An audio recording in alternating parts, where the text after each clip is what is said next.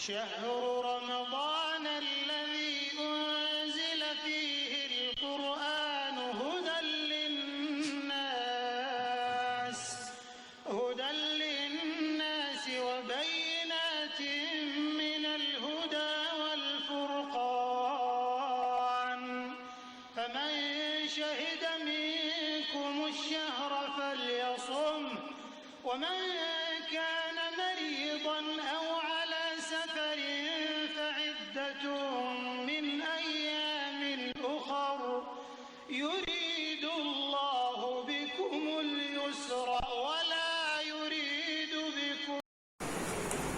السلام عليكم ورحمة الله وبركاته. بسم الله والحمد لله والصلاة والسلام على رسول الله. قال الله تعالى: أعوذ بالله من الشيطان الرجيم. بسم الله الرحمن الرحيم.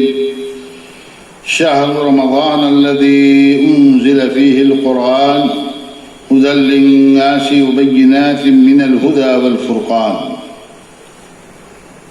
ناظرین کرام، آج کے درس کا موضوع ہے استقبال ماہ رمضان المبارک. آج بتاریخ 23 اپریل بروز جمعرات شعبان کی 29 تاریخ ہے. اگر آج چاند کی رویت ہو گئی تو کل جمعہ سے ورنہ سنیچر سے رمضان المبارک کا مقدس اور بابرکت مہینہ شروع ہو رہا ہے. گویا نیکیوں کے موسم بہار کی آمد ہے. ہمیں اللہ رب العالمین کا شکر گزار ہونا چاہیے کہ وہ ایک بار پھر ہمیں اس مبارک اور مقدس مہینے سے استفادے کا موقع عطا فرما رہا ہے. ماہ رمضان المبارک اللہ کی عظیم نعمتوں میں سے ایک عظیم تر نعمت ہے، اور اس نعمت سے اللہ رب العالمین نے امت محمدیہ کو خصوصیت کے ساتھ سرفراز فرمایا ہے. اس نعمت کا اندازہ اس بات سے لگایا جا سکتا ہے کہ علامہ ابن رجب حنبلی رحمہ اللہ نے لطائف المعارف کے اندر لکھا ہے کہ ہمارے اسلاف کرام رحمہم اللہ 6 مہینہ پہلے سے رمضان پانے کی دعا کرتے تھے کہ اللہم بلغنا رمضان، اور 6 مہینہ اس مہینہ کی عبادت کی قبولیت کی دعا فرمایا کرتے تھے. گویا کہ پورا سال اسی ماہ رمضان المبارک کی فکر میں ان کا گزر جاتا تھا. 6 مہینہ اس مقدس مہینے کو پانے کے لیے اور 6 مہینہ اس مقدس اور بابرکت مہینے میں کی جانے والی عبادات کی قبولیت کے لیے. حضرت طلحہ بن عبید اللہ رضی اللہ تعالی عنہ کی ایک روایت سنن ابن ماجہ میں ہے جو صحیح درجے کی روایت ہے، اور علامہ البانی رحمہ اللہ نے صحیح الجامع کے اندر اس کو نقل کیا ہے. حضرت طلحہ بن عبید اللہ رضی اللہ تعالی عنہ بیان فرماتے ہیں کہ 2 آدمی ایک ساتھ اللہ کے نبی صلی اللہ علیہ وسلم کی خدمت میں حاضر ہوئے. ان دونوں نے ایک ساتھ اسلام قبول کیا. ان دونوں میں ایک ساتھی زیادہ عبادت گزار تھا اور اسے اللہ کے راستے میں شہادت کی موت بھی نصیب ہوئی. دوسرا ساتھی اپنے پہلے ساتھی کے مقابلے میں کم عبادت گزار تھا اور اپنے شہید ساتھی کی شہادت کے 1 سال بعد اس کی طبعی موت ہوئی. حضرت طلحہ بن عبید اللہ رضی اللہ تعالی عنہ نے ان دونوں آدمیوں کو خواب میں دیکھا کہ دوسرا آدمی شہادت پانے والے سے پہلے جنت میں داخل ہو گیا. اس پر انہیں تعجب ہوا اور صبح تعجب کے انداز میں اللہ کے نبی صلی اللہ علیہ وسلم سے اس کا تذکرہ کیا۔ اللہ کے نبی صلی اللہ علیہ وسلم نے فرمایا کہ اس میں تعجب کرنے کی کیا بات ہے؟ أَلَيْسَ قَدْ مَكَثَ هَذَا لِمُدَّةِ سَنَةٍ فَأَدْرَكَ رَمَضَانَ فَصَامَهُ وَصَلَّ كَذَا وَكَذَا سَجَدَةً فِي السَّنَةِ۔ اللہ کے نبی صلی اللہ علیہ وسلم نے فرمایا کیا معاملہ ایسا نہیں ہے کہ یہ دوسرا آدمی اس کو 1 سال زیادہ اس دنیا میں رہنے کا موقع ملا اور اس 1 سال میں اس کو ماہ رمضان المبارک جیسا مقدس اور بابرکت مہینہ نصیب ہوا، سال بھر میں اس نے بے شمار نمازیں پڑھی، اس لیے اس شہید آدمی کے مقابلے میں اور اس آدمی کے مقابلے میں درجات کا اتنا تفاوت ہے، اتنا فرق ہے جتنا آسمان و زمین کے درمیان فرق ہے۔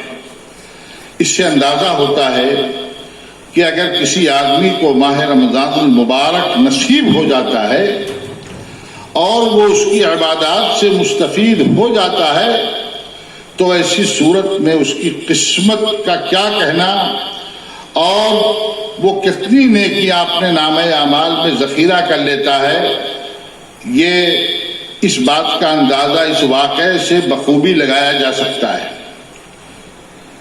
میرے بھائیوں، ممکن ہے آنے والا رمضان ہماری زندگی کا آخری رمضان، اس لیے اس آنے والے مہینے کا بڑی خوش دلی سے استقبال کرنا چاہیے، عزم و حوصلہ رکھنا چاہیے اور زیادہ سے زیادہ نیکیاں اپنے نامہ اعمال میں جمع کرنے کی تڑپ ہر مسلمان کے اندر پائی جانی چاہیے۔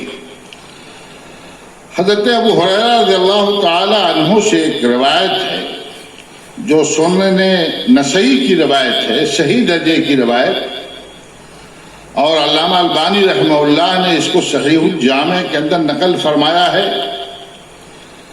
کہ اللہ کے نبی صلی اللہ علیہ وسلم نے رمضان کے آغاز میں صحابہ کو بشارت سنائی، انہیں ترغیب دلایا، انہیں اس مہینے کی سعادتوں اور برکتوں سے مستفید ہونے پر ابھارا کہ اتاکم رمضان، تمہارے اوپر رمضان سایہ فگن ہو چکا ہے، شہر مبارک، یہ بڑی برکتوں والا مہینہ ہے، فرض اللہ عز وجل علیکم صیامہ، اللہ رب العالمین نے اس مبارک مہینے میں روزہ تمہارے اوپر فرض کیا ہے، تفتح فیہ ابواب الجنہ، اس مقدس اور بابرکت مہینے میں جنت کے دروازے کھول دیے جاتے ہیں، وتغلق فیہ ابواب الجحیم، اور اس مہینے میں جہنم کے دروازے بند کر دیے جاتے ہیں، وتغل مردۃ الشیاطین، اور سرکش شیطانوں کو باندھ دیا جاتا ہے،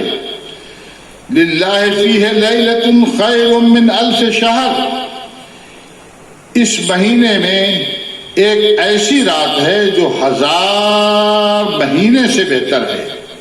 اللہ کے نبی صلی اللہ علیہ وسلم نے فرمایا من حرم خیرہا فقد حرم، جو آدمی اس مبارک اور بابرکت مہینے کے خیر سے محروم رہ گیا وہ یقیناً محروم ہی ہے۔ اس لیے میرے بھائیوں، آنے والے مہینے کا آپ خوش دلی سے استقبال کیجئے اور زیادہ سے زیادہ نیکیوں کا ذخیرہ جمع کرنے کی کوشش کیجئے۔ ہمارے اور آپ کے ہاں اگر کوئی معزز مہمان آتا ہے، خاص طور سے ایسا مہمان جس سے ہمیں نفع اور فائدہ کی امید ہو، تو ہم اس کا والہانہ استقبال کرتے ہیں، اس کے لیے فرش راہ بن جاتے ہیں، اپنی نگاہوں کو، اپنے دید و دل کو اس کے قدموں کے سامنے ہم بچھا دیتے ہیں۔ یہ مبارک مہینہ آ رہا ہے، خیر و برکت کا مہینہ آ رہا ہے، اس لیے اس کا استقبال کیجئے۔ انشاءاللہ العزیز آئندہ درس میں ماہ رمضان المبارک کی خصوصیات کے تعلق سے گفتگو کی جائے گی اور بتایا جائے گا کہ ماہ رمضان المبارک کن خصوصیات کا حامل ہے۔